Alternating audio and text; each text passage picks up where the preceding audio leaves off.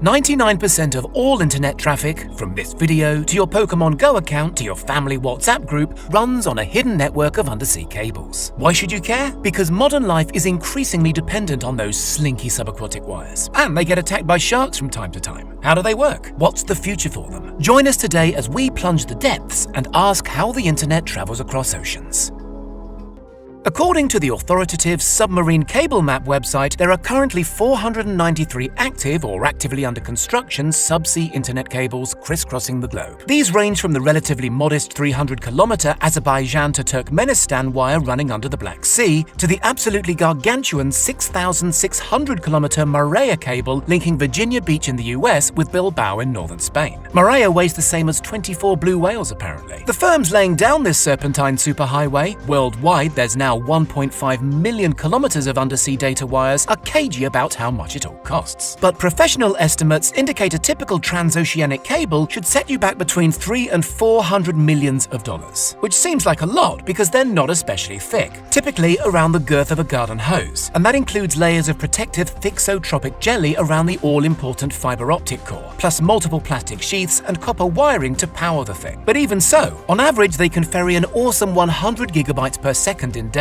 with newer and forthcoming cables able to transmit 400 gigabytes per second. So how does so much data fit down such slim channels? Part of the answer is an extremely sophisticated data wrangling technique known as dense wavelength division multiplexing. Put simply, dense wavelength division multiplexing lets data providers use more than one wavelength of light to convey information fiber optically. Instead, several wavelengths are employed simultaneously and stacked, creating astonishing data speeds. This happens at buzzing, data center-like landing sites at either end of the cable. Are the cables just straightforward long wires? Not quite. Every 70 to 100 kilometers or so along the seabed, cables are punctuated with so-called repeaters. These essentially serve as amplifiers, keeping the signal strength up to par over long distances. That's why the cables incorporate copper conductors, by the way, carrying up to 10,000 volts of DC to power the repeaters. How are the cables laid? They're first coiled into vast cylindrical drums on specialized cable-laying ships. As much as a year's planning and charting will go into plotting the perfect transoceanic route. Bad locations for undersea cables include anywhere volcanic, or anywhere especially earthquake or mudslide prone, or anywhere heavily trawled by fishermen. The cable is spooled out the back of the ship at a sedate pace of around 10 kilometers an hour. If the ship encounters bad weather,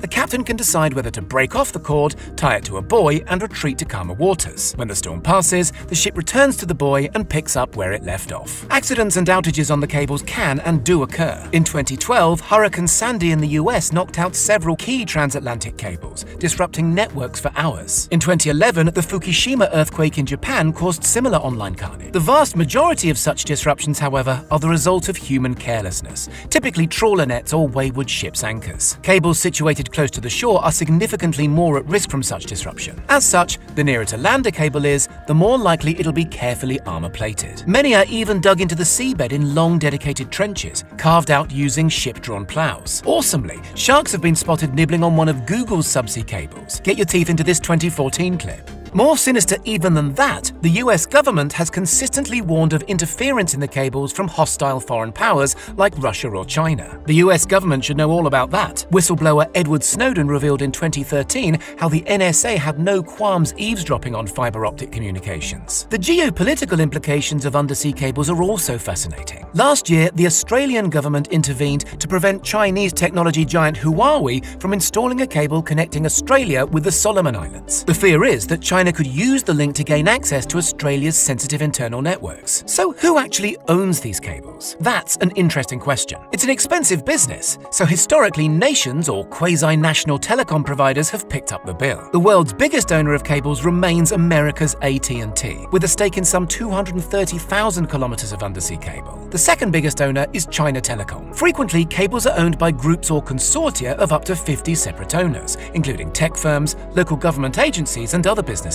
And while this model helps spread the initial cost, it's less helpful when something goes wrong and nobody can agree who has to put on a wetsuit and do something about it. Increasingly, big tech is recognizing its scope for growth is limited by the undersea cable network. So over the past few years, the overwhelming majority of investment in undersea cable infrastructure has come from companies like Facebook, which currently owns nearly 100,000 kilometers of cables. Google owns roughly the same amount. Amazon has its own massive private network, hooking up the online giant's its mighty AWS data centers through cables traversing the Atlantic, Pacific, and Indian Oceans, plus the Mediterranean, and the Red Sea, and the South China Sea. The tech giants like to frame these vast environmentally disruptive infrastructure projects as civilization-enhancing largesse on their part. But they're also shareholder companies, remember, who know perfectly well that increasing the number of human beings online is the only way they can continue to grow. Hang on a second, you're probably thinking, what about Starlink? Isn't our old mate Elon about to make the internet wireless any day now? For now, cable is by far the cheapest and most efficient means of yeeting vast packets of data over incredibly long distances fast. Even normally bullish Musk says Starlink is only aimed at people who don't presently enjoy access to high-speed fiber. But who knows how that'll pan out in a decade or two. For now, the future is very much undersea cables. Only this summer, Google and Facebook announced a joint initiative to build an undersea cable named Apricot. Apricot will link up Singapore, Japan, Guam, the Philippines, Taiwan, and Indonesia by the year 2024.